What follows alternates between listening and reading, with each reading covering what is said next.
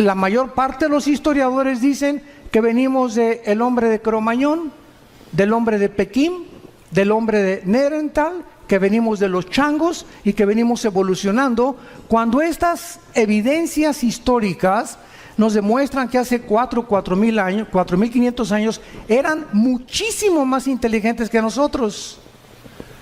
Entonces, o hace 4.000 años o 5.000 años el mundo estaba en la agricultura, cuando ni tractores tenían, y ya estamos hablando de que tenían conocimientos astrofísicos y astronómicos, arquitectónicos, con qué sierras cortaron las piedras de 200 toneladas, cómo los amontonaron en la pirámide de Giza, en el Cairo, en Egipto, con qué sierras de esmeril pueden haber tenido ese avanzado conocimiento para haber hecho lo que hacen, y han hecho cientos de experimentos para tratar de imitar o descubrir por qué las hicieron, y hasta este momento nadie lo ha podido saber.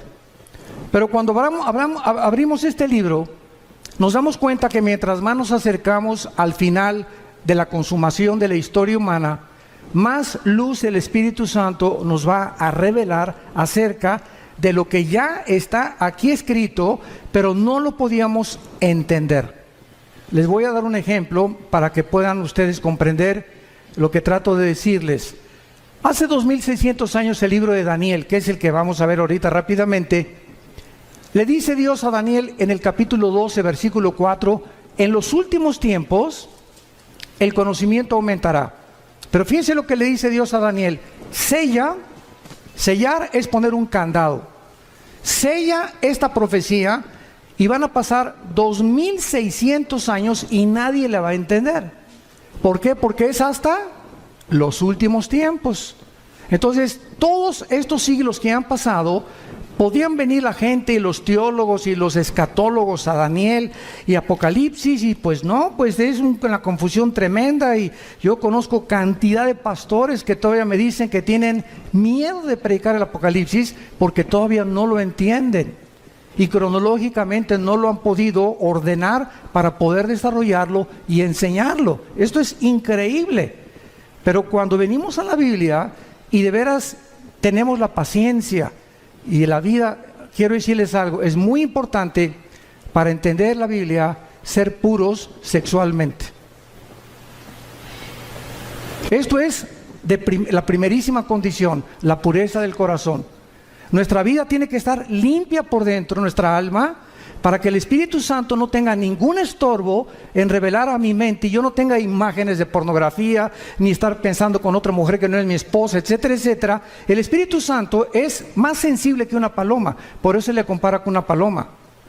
Y Él sabe cuando tú ves a una mujer que no es tu esposa, cuando te aprovechas con tu novio o con tu novia, y todas estas cosas molestan a Dios, porque es un Dios santo.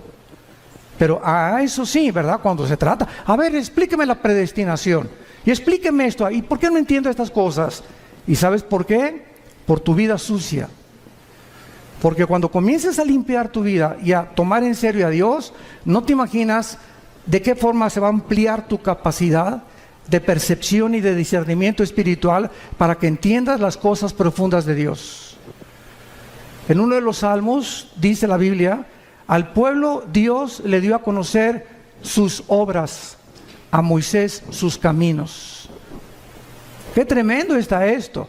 O sea, el pueblo vio cómo cayó agua en el desierto, cómo cayeron codornices, cómo pudieron ser sostenidos en un desierto sin nada, y lo único que el pueblo quería era ver milagros, milagros, milagros, milagros.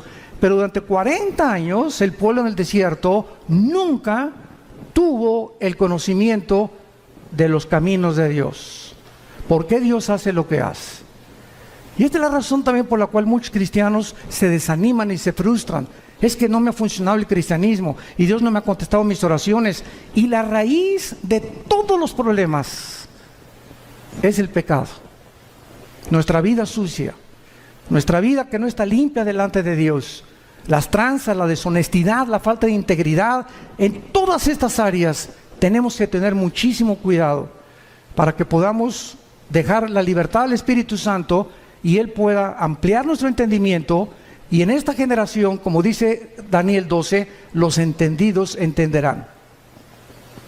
Y dice los salmos, ¿verdad? Dichoso el hombre que guarda los mandamientos de Dios, porque entenderá el temor de Dios.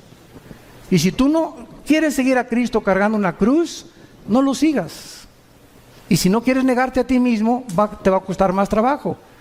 El otro día tuvimos un caso, mi esposa y yo, de una pareja, que él va a una iglesia y la esposa va a otra iglesia. Pero la esposa es la directora de la escuela, es la directora de la femenil de la otra iglesia, pero no quiere ir a la otra iglesia de su esposo. Pero es directora de la femenil y ella dice que quiere seguir a Cristo, pero sin una cruz, porque la Biblia dice que la esposa debe seguir al marido. Entonces ella, si es cristiana, debe entender algo.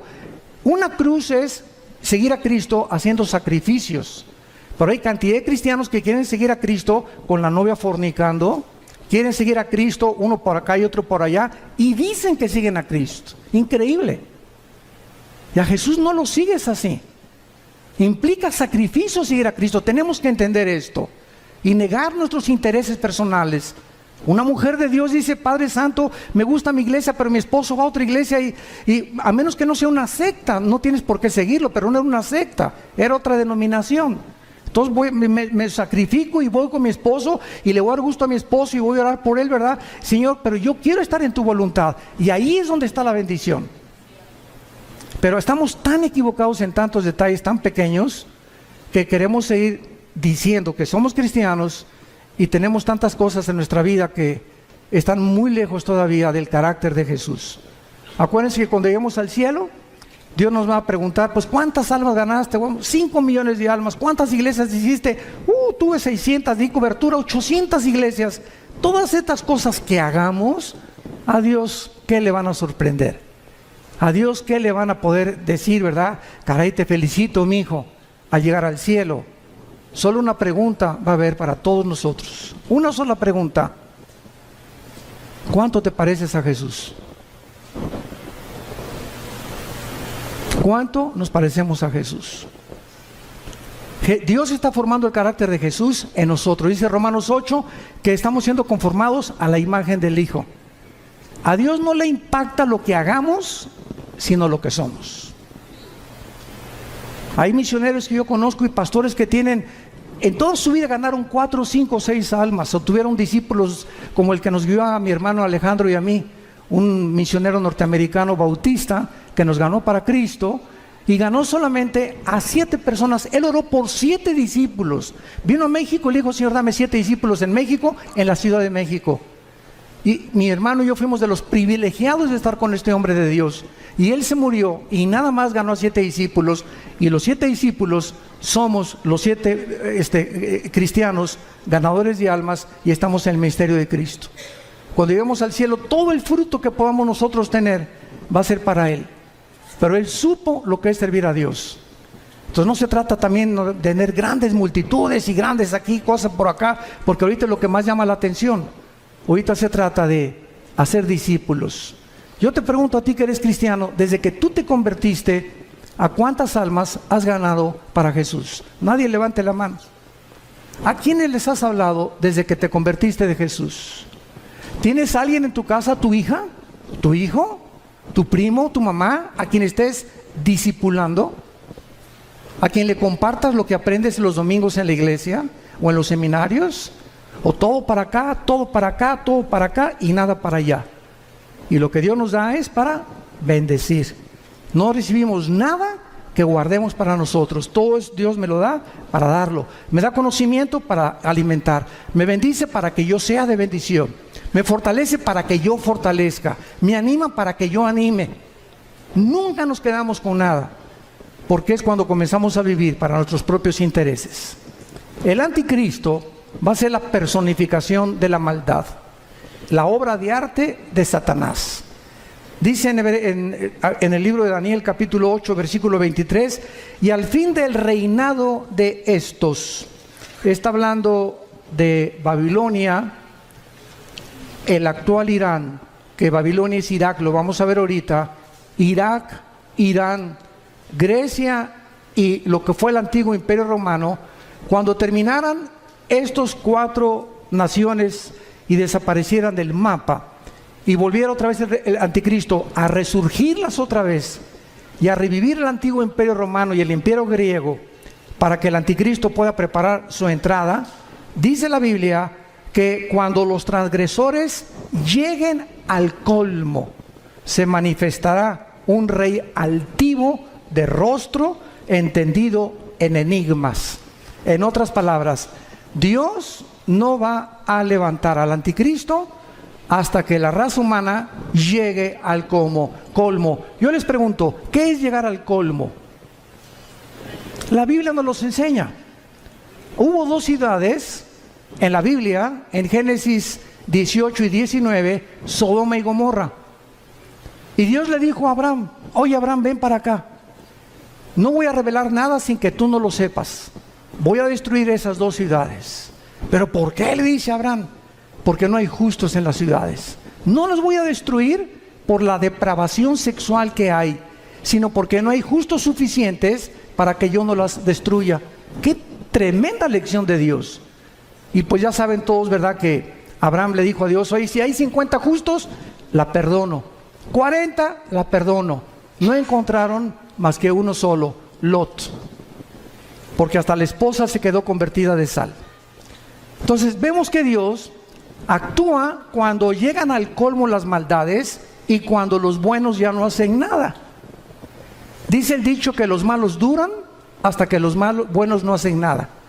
Entonces vivimos una época, como les decía en la mañana del desayuno, donde estamos acostumbrándonos a que sea normal la inmoralidad que nos rodea.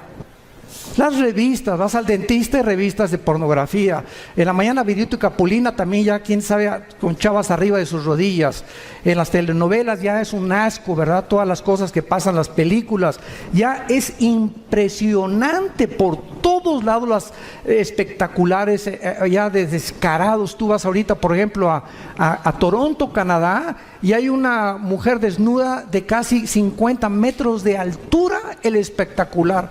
Vas a Alemania y en los trenes hay puras fotos pornográficas en los trenes, en los metros de Alemania. En Holanda ni se diga. Entonces estamos llegando a un punto en el mundo donde no nos damos cuenta que está ardiendo el mundo, nuestros hijos están siendo arrastrados. Hay más de 17 millones de sitios pornográficos en el internet. Y tus hijos y mis hijos tienen acceso al internet. Y si no los vigilamos y no los cuidamos, van a crecer infectados en la mente, completamente desorientados acerca de qué es el sexo. Y esta es la razón por la cual hemos llegado ya al punto que Estados Unidos, si el Partido Demócrata hubiera ganado la elección, hubieran votado por los elementos transgénero en junio de este año. Porque el expresidente Obama autorizó que hubiera baños en Estados Unidos donde los niños pudieran usar el de las niñas y el de las niñas, los niños, si los niños se sentían que no eran niñas o que no eran niños. Este es el colmo. En el junio del año pasado se legalizó los matrimonios gays en Estados Unidos. Y vemos así que está creciendo la maldad, y lo dice así, cuando los transgresores lleguen al colmo. La pregunta es esa. Mañana vamos a hablar de la destrucción de la familia. ¿Hemos llegado al colmo? Hoy en la mañana vimos un testimonio, ¿verdad?, de un expolítico donde nos expuso claramente la corrupción impresionante que hay en esos medios. Pero ya no me sorprende porque el director de la FIFA, de la Federación de Fútbol Soccer, lo encontraron corrupto. Están demandando a 2 o 3 jugadores estrellas por corruptos también ahora. O sea, en los banqueros, en el deporte, en los artistas, en todos lados. Un cantante famoso ahorita que le dicen el Sol de México, que quién sé cuántos debe, que defraudó no sé qué tantas cosas. Y por todos lados estamos encontrando que ahora sí que el que no tranza no avanza. Y es una cosa normal que se está manifestando en la sociedad. Cuando los transgresores lleguen al colmo, se levantará un rey altivo de rostro y entendido en enigmas. Muy bien, vamos ahorita a ver un retrato muy claro de lo que es el Medio Oriente. ¿Saben ustedes en qué parte del mundo se encontraba el huerto del Edén? Dice Génesis 2 y nos da la clave, donde estaban 2 ríos, el Éufrates y el Tigris. El río Tigris nace en Turquía y recorre todo el Medio Oriente, son como más de 2000 kilómetros y desemboca en el Golfo Pérsico. Y es en esa área geográfica, entre el río Tigris y el río Éufrates, donde se encuentran las dos naciones, ahorita en el siglo XXI, donde nació la civilización y donde se encuentra en la olla hirviendo y el conflicto que va a desembocar en la Tercera Guerra Mundial, que hablaré en la otra conferencia de esto. En esta zona entre Irak, que en la Biblia aparece con el nombre de la tierra de Sinar, la tierra de los caldeos o Babilonia, y Siria, que aparece como Asiria, vemos que antes la Mesopotamia o la división entre dos ríos, que es lo que significa la palabra Mesopotamia, estaban Irak y Siria unidas, no estaban separadas. Líbano, Jordania, Irak, Egipto, hasta 1930, cuando sacaron los ingleses a los otomanos turcos que gobernaron casi 500 años el Medio Oriente. Los ingleses lo sacaron, y cuando los ingleses repartieron el Medio Oriente y le dijeron a los judíos: ustedes en ese pedacito, ustedes en Saudi Arabia, ustedes aquí, ustedes allá, Francia y Inglaterra repartieron casi todo el Medio Oriente, y se formó el Medio Oriente tal como lo encontramos nosotros. Y si el Medio Oriente no se hubiera repartido en la forma en la que se encuentra, estas profecías no se hubieran cumplido. Entonces es increíble cómo la providencia divina en la historia se va manifestando los caminos de Dios, y cuando estamos atentos a lo que la Biblia dice, descubrimos que nos encontramos verdaderamente, como lo vamos a demostrar, en la última generación. Hemos llegado al final de la historia humana, damas y caballeros. Prepárate para encontrarte con tu Dios, porque se viene sobre el mundo como tú no te imaginas. Así las cosas, así se van a venir. Y dichosos y felices aquellos que no están en glotonería ni en los placeres de la vida, ¿verdad? Y que han tomado en serio a Dios, que se han santificado, que se han limpiados, porque de ellos es el reino de los cielos. Entonces, la zona de Irak fue donde el huerto del Edén estuvo. Génesis 2, del 2 al 10. Fue en Irak donde se encontraba Satanás cuando Dios puso el huerto del Edén. ¿Y de qué tamaño creen ustedes que es el huerto del Edén? ¿Se han preguntado? Tendría 10 kilómetros cuadrados, 1 hectárea, 4,000 metros cuadrados. ¿Qué tan grande es el huerto del Edén? Bueno, el huerto del Edén no era más que una pequeña zona geográfica en el Medio Oriente, lo que es ahorita Irak y Siria, y la demás parte de la tierra estaba despoblada. Pero ya los ángeles caídos estaban en el planeta Tierra, junto con Satanás, cuando Dios colocó a la primer pareja en el huerto del Edén.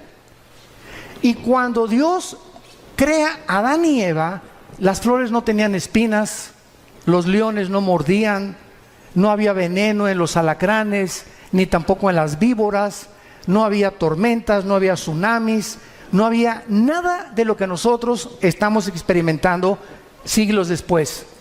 Cuando Adán y Eva peca, esto es muy importante, cuando Adán y Eva peca, Dios había asociado la creación a ellos.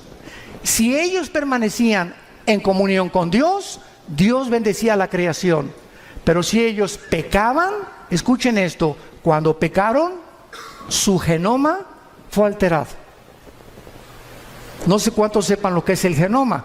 Fue el proyecto con el cual terminó el siglo XX el presidente Clinton y el doctor Collins, que es la investigación del ADN o del ácido desoxirribonucleico que se encuentra en cada una de las células. Y en los millones de células que tenemos un software, para que me entiendan, en el siglo XXI, tenemos un software, tenemos un código genético de información inteligente. Y en cada célula de mi cuerpo se encuentra toda la información de cómo soy, de cómo eres, tu tamaño de estatura, tu pelo, tus ojos.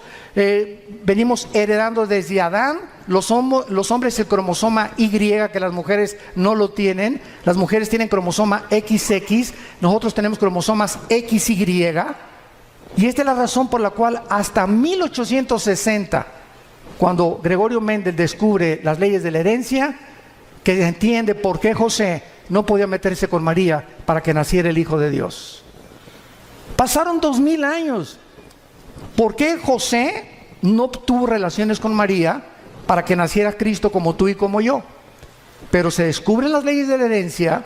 1954 el doctor Crick y el doctor Watson descubren la hélice del ADN.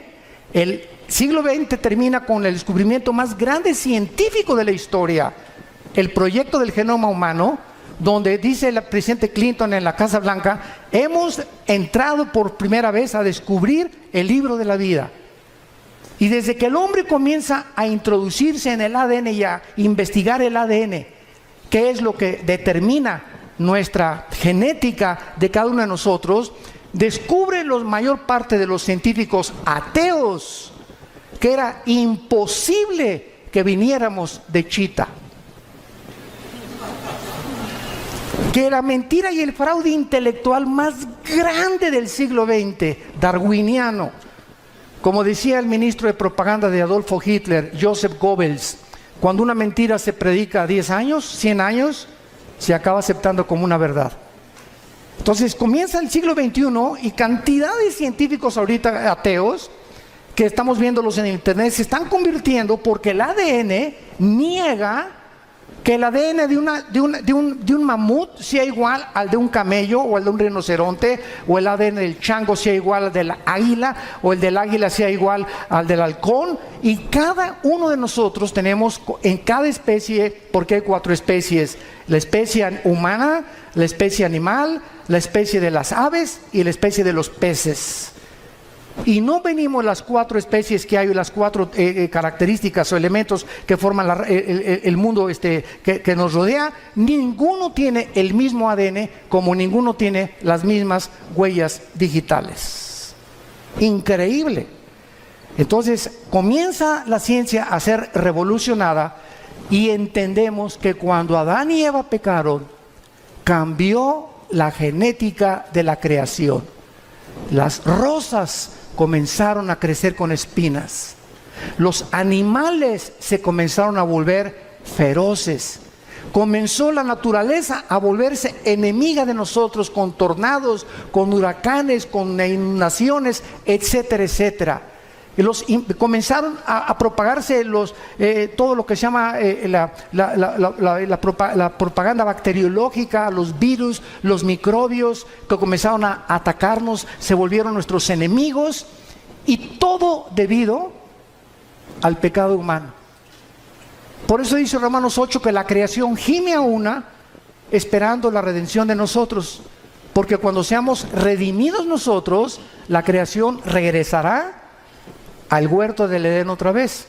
Y esto es precioso, porque nosotros los cristianos que me escuchan, santos de Dios, toda esta información que les doy es la información que ahorita están buscando los científicos y no la tienen. ¿De dónde vienen los platillos voladores desde 1946? Porque cuando venga el rapto, ¿qué creen que van a decir? Que nos pintamos con los ovnis, que los extraterrestres nos llevaron. Y Alberto Einstein en 1943 demuestra al presidente Roosevelt en Estados Unidos, al doctor Fermi y al doctor Oppenheimer alemán. Alberto Einstein demuestra con su famosa teoría E igual a mc al cuadrado, la energía es igual a la masa por la velocidad de la luz al cuadrado, que la conquista del espacio es imposible científicamente, por 2 razones: la velocidad y el tiempo. Si sacamos una nave y nos vamos ahorita a Marte, van a pasar, pongan ustedes que nos vamos a la velocidad 300,000 kilómetros por segundo, que es la velocidad de un año luz. Vamos a esa velocidad, llegamos a Marte y pasaron 1 año. Aquí en la Tierra pasaron 5 años. Entonces, si tu esposo tiene 30 años y se va a Marte, y tú tienes 25, él te lleva 5 años de edad, y allá pasan 10 años, cuando él regrese tú vas a parecer su abuela. Y además ninguna nave podría ser construida jamás que pudiera evadir los millones de piedritas minúsculas que existen en el espacio, porque la destruiría a la velocidad de la luz. Así que todas esas yo le llamo marihuanadas. de que la guerra de las galaxias y por aquí, por allá, etcétera, etcétera, son los pininos y la imaginación, porque, ¿verdad? Julio Verne, Walt Disney, no se puede detener la imaginación humana. Pero ya la Biblia lo decía en Hechos 17 también, cuando Pablo les predicó a los filósofos en Atenas, que Dios hizo el cielo y la tierra y fijó los límites de habitación del ser humano. Entonces, todo lo que está pasando ahorita en el mundo está siendo preparado para la culminación del último acto de Dios. Y Dios no quiere que ni tú ni yo estemos desapercibidos y que no nos agarre como ladrón en la noche, porque vendrá así. Y si llega la oportunidad a tu vida y Dios te quiere usar para algo en este tiempo y tú no estabas listo, no estás preparado, has estado jugando con Dios en los últimos meses, últimos años, la oportunidad no te vuelve a venir. Dios no necesita a ninguno de nosotros. Nadie somos indispensables. Se brinca y Dios agarra a Pepe o agarra a Carmelita o a Lupita o a Juan, pero Dios termina su plan. Nos da el privilegio que seamos nosotros los que le sirvamos. Aprovechémonos de este privilegio. En tercer lugar, ahí fue en Irak donde cayó el ser humano. En cuarto lugar, ahí fue en Irak donde se profetizó, Génesis 3:15, la primera profecía de que el Mesías destruiría a la semilla de Satanás, y la semilla de Satanás bloquearía el nacimiento de la Virgen María, que sería Jesucristo. En quinto lugar, ahí se ilustró el primer evangelio, Génesis 3:21, cuando Dios viste al hombre. Es el primer evangelio predicado en imágenes. Es Dios el que nos cubre. Tiene que haber sangre derramada, porque sin derramamiento de sangre no hay remisión de pecados, y es Dios el que toma la iniciativa para salvarte y para salvarme. En esta área geográfica fue la primera rebelión contra Dios, la Torre de Babel, Génesis capítulo 11. En esta tierra Dios llamó a Abraham, de acuerdo a la Biblia, Irak y Siria. Apocalipsis 9, la quinta trompeta. Están atados los 4 ángeles más crueles y sanguinarios de toda la humanidad. Ahí donde está ahorita Irak y Siria, la guerra civil de Siria, y donde está el conflicto estrellando o con la conflagración entre el oriente y entre el occidente. Ahí se encuentra la actividad demoníaca más grande de la historia. Ya no es el Teposteco aquí en México, ni Veracruz, ni Catemaco, Veracruz. Es ahí entre Irak y Siria, donde desde la guerra del Golfo Pérsico todo el mundo volteó sus ojos. Antes de la guerra del Golfo Pérsico, 1990-91, yo le pregunté a un grupo de estudiantes que si sabían dónde estaba Irak. ¿Saben qué me contestaron? Que qué clase de medicina era esa, que si era un nombre de una medicina. O sea, eran zonas que ni siquiera consideraban, ni siquiera yo les dije en un mapa, pon un dedo, dime dónde está Irak. No lo podían localizar ningún estudiante del tercer grado de teología. Me reservo el nombre del seminario. Pero era increíble. Y desde el 90 hasta nuestros días, pues ya todo el mundo sabemos, ¿verdad? Que Irak, ¿verdad?, está junto a Israel, junto a Jordania, ¿verdad?, junto a Siria, etcétera, etcétera. Pero es el área donde ahorita la atención mundial se ha concentrado. Y el punto al que quiero llegar es el siguiente. De esta zona geográfica, entre Irak y entre Siria, saldrá el anticristo. Ahorita regresamos a Daniel, vayamos a Génesis 49. Y vamos a ver con mucho detenimiento lo que en los últimos años se han tratado de especular acerca del origen del anticristo. Lo único que sabemos, o que se sabía, sin haber profundizado la Biblia, hasta hace, me acuerdo yo, 25 años, yo desde que me convertí, no sé cuántos de ustedes sepan, ¿verdad?, pero el primer mensaje que yo prediqué en mi vida, hace 40 años, fue sobre la tribulación.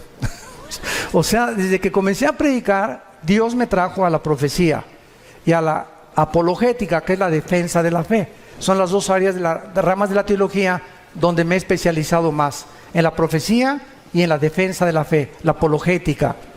Y desde que comencé a estudiar la Biblia, pues fue algo, ¿verdad?, que yo sentí que era un llamado que Dios me daba para profundizarme en la profecía.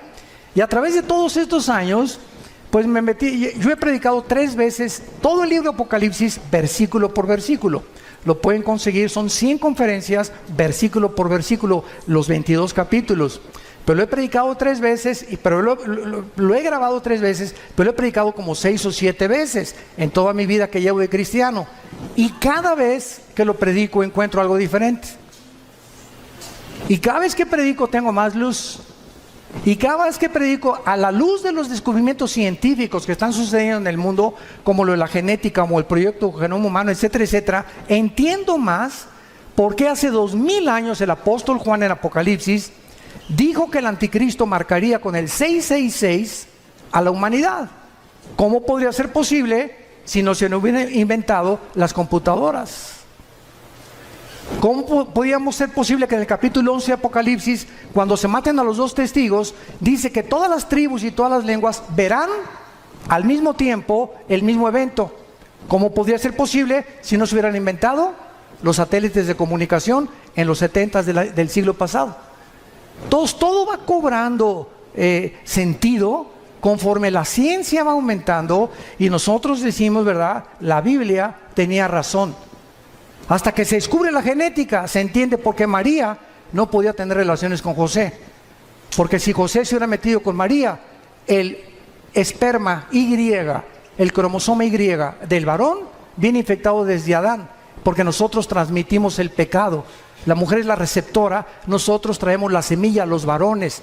Si José se mete con María, Cristo nace como naciste tú y como nací yo, en pecado. No hubiera podido pagar por nosotros. Tenía que nacer con un cromosoma que fuera el Espíritu Santo el que fertilizara el óvulo o las 2 X de los cromosomas de María, para que Dios pusiera el cromosoma Y de una forma divina y el Hijo de Dios naciera hombre y naciera Dios también.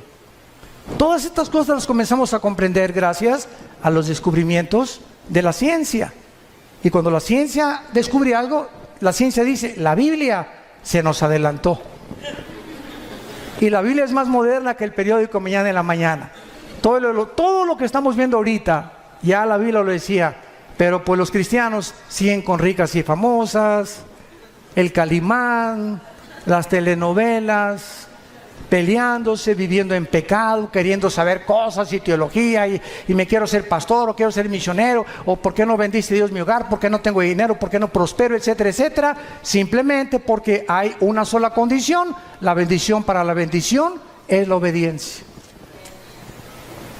No hay más, así de sencillo. Tú obedece este libro y obedece lo que Dios te dice, no te imaginas, no tienes la menor idea de cómo Dios te va a bendecir. En Génesis 49 dice el versículo 16 y 17 una profecía que hizo Jacob antes de morir. Dan juzgará a su pueblo. Dan era una tribu, como una de las tribus de Israel. Será Dan serpiente junto al camino, víbora junto a la senda, que muerde los talones del caballo y hace caer hacia atrás al jinete. Muy bien, de acuerdo a esta profecía, hace 25 años, yo estuve de acuerdo también. Y de acuerdo a Daniel 11, 35 y 36, que dice que el anticristo del amor de sus padres no hará caso. Y de muchas otras que parecen que el anticristo sería judío. Resulta que comenzamos a escarbar más la Biblia. Como vayamos ahora a Isaías capítulo 10, rápidamente, Isaías 10. Y comienzan a surgir la otra línea de comprensión de que al anticristo se le llama más de 10 veces en el Antiguo Testamento el asirio. El asirio, o sea, de la región geográfica donde se encuentra ahorita ISIS, el grupo terrorista radical islámico, ISIS. Dice así en Isaías capítulo 10, versículo 5, oh Asiria, vara y bácula de furor en tu mano he puesto mi ira. Le mandaré contra una nación pérfida y sobre el pueblo de mi ira, o sea, Israel, para que quite despojos, arrebete presa, tas. Versículo 12, ojo, pero acontecerá. que después que el Señor haya acabado su obra en el monte de Sión y en Jerusalén, ¿ya la acabó? Todos estamos de acuerdo, ¿verdad? Dios no ha terminado con Israel, no ha acabado su obra con ellos. Después que Dios acabe su obra, castigará el fruto de la soberbia del corazón del rey de Asiria y la gloria y la altivez de sus ojos. Y así ya no me da tiempo de ver todos los versículos, como en Miqueas 5 del 2 al 6, donde también se menciona al asirio viniendo contra Jerusalén en los últimos tiempos. Y entonces hay esto cuando estudiamos teología. Por un lado hay profecías que ponemos en la balanza, que parece que el anticristo iba a ser judío.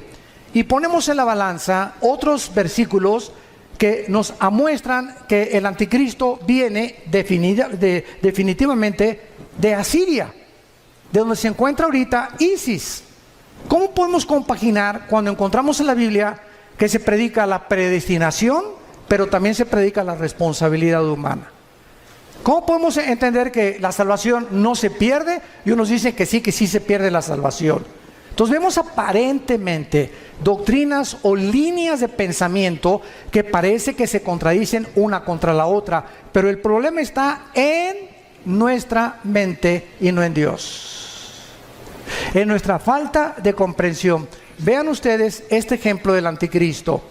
Dice la Biblia que saldrá de Dan, que será judío, y dice la Biblia que se le llama el asirio. Muy bien, ¿cuál es lo que compagina o qué escrituras unen a las dos para poder entender de dónde viene el anticristo? En el año 700 antes de Cristo, apúntalo, o sea, hace 2700 años, los asirios se llevaron cautivas a las 10 tribus de Israel. 100 años después, Nabucodonosor, en el año 585 antes de Cristo, 100 años después, vino y se llevó a las últimas 2 tribus. Estas 10 tribus que se fueron a Siria hace, ¿cuánto?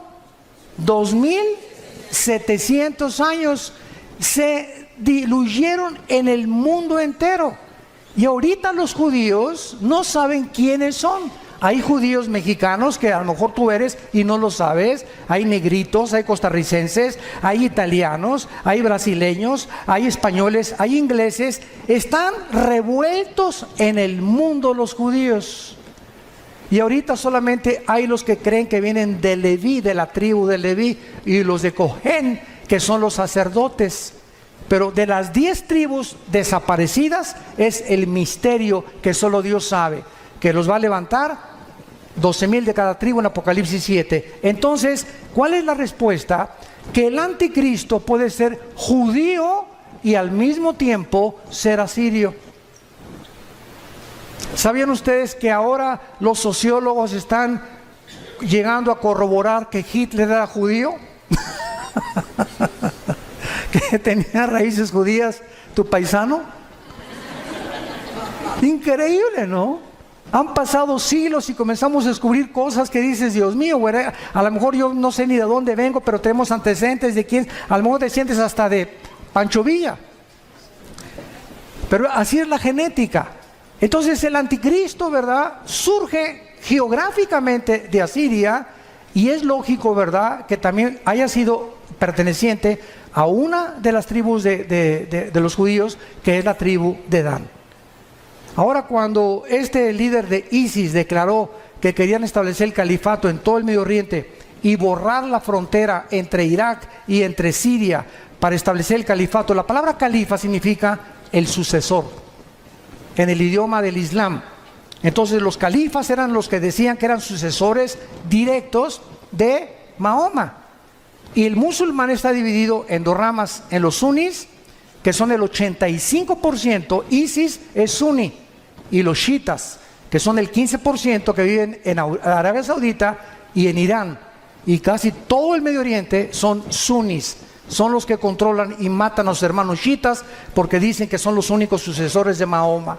Entonces, este conflicto que está ahorita en el Medio Oriente es precisamente el que va a pavimentar la próxima guerra para que salga el anticristo, como lo mencionamos en esta mañana. El anticristo tendrá poderes sobrenaturales satánicos.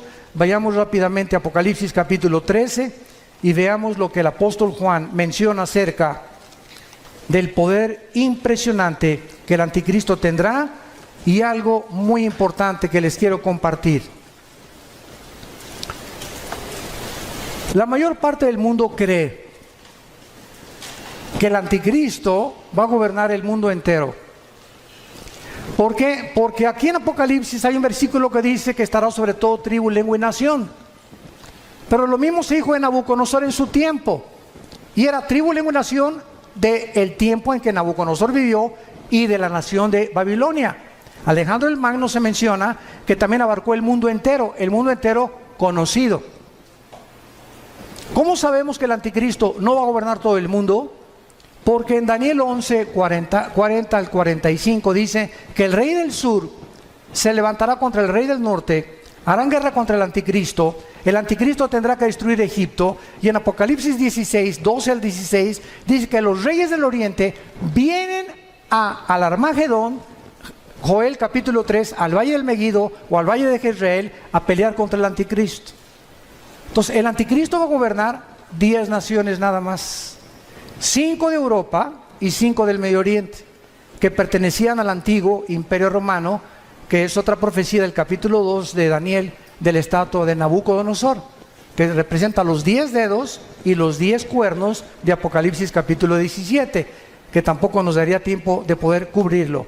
Pero en Apocalipsis 13 dice el versículo 1: me paré sobre la arena del mar y vi subir del mar una bestia. Y esto es interesante. ¿Por qué se le llama bestia al anticristo? Si ustedes han estudiado Daniel capítulo 7 y capítulo 8 de Daniel, dice la Biblia: vi a 4 bestias que se levantaron. Una era como un oso, la otra era como un leopardo, la otra era como un león, que son Babilonia o Irak, que son Persia, que es Irán, y que es Grecia. El leopardo, las conquistas de Alejandro el Magno.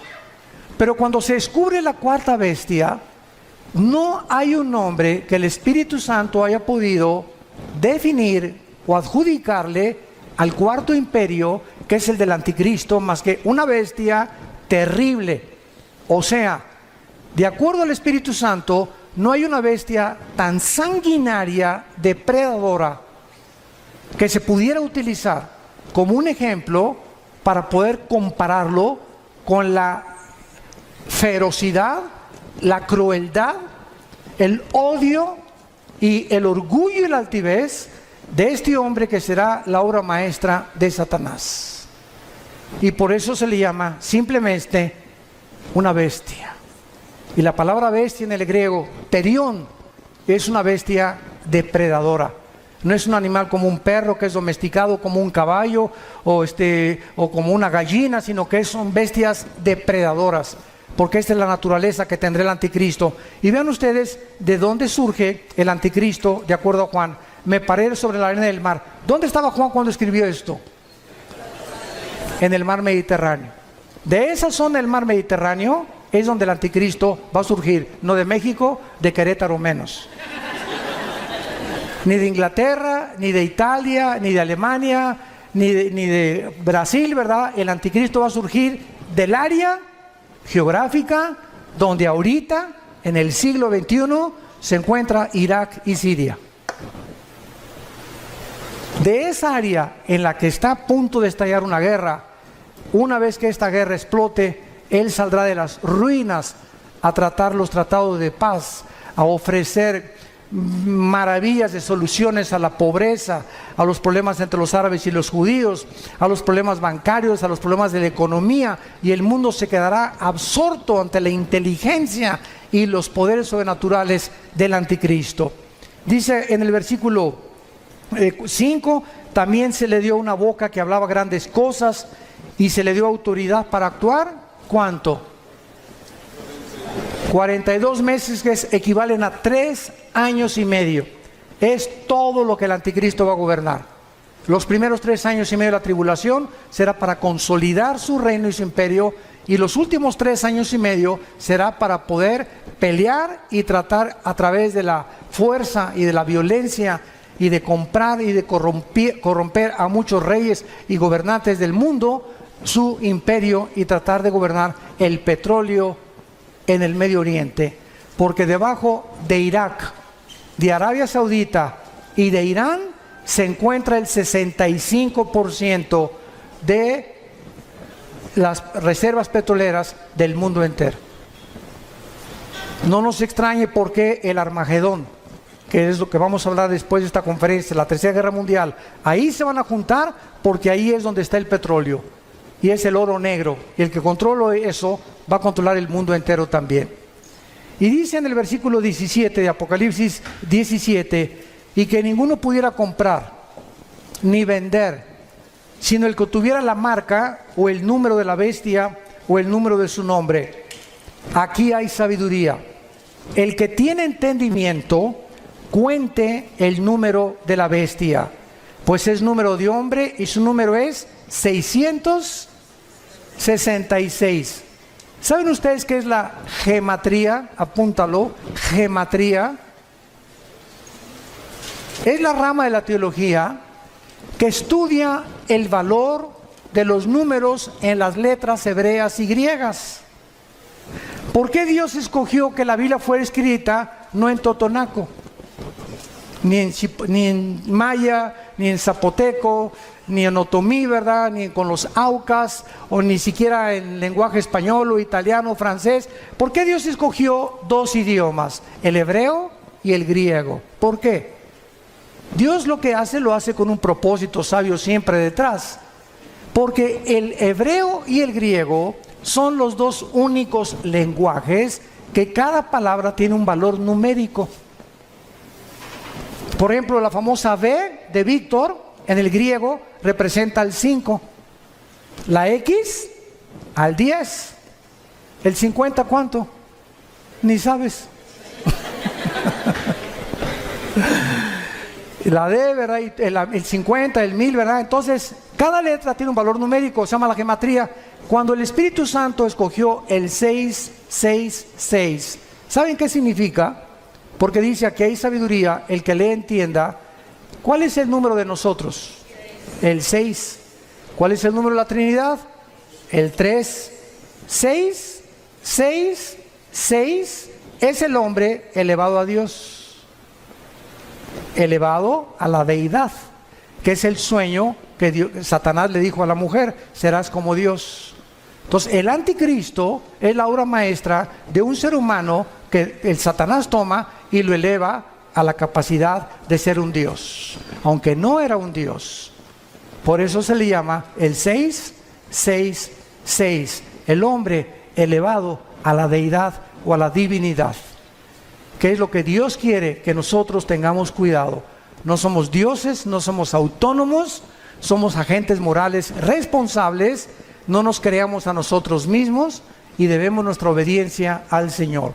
Padre, te damos gracias por tu palabra en esta tarde, por permitirnos rascar simplemente tus profecías y tener un poco más de conocimiento de tu programa y de tu plan en la historia y para los tiempos humanos. Te pedimos, Señor, que cada día que pase recordemos el consejo que le diste a Josué. Josué, hay 7 naciones delante de ti en Canaán.